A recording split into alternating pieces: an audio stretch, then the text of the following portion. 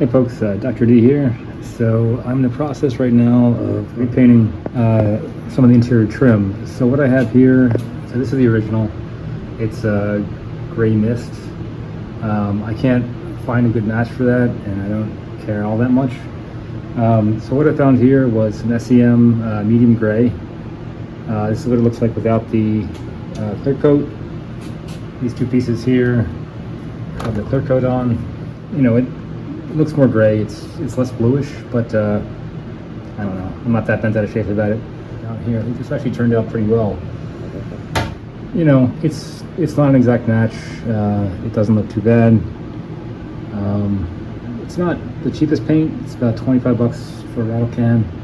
I think what I've done here and couple other parts was roughly one can.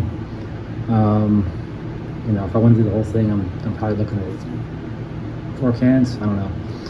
That's what it looks like. You know, I'm actually pretty happy with it. So I think I'll continue on. See you next time.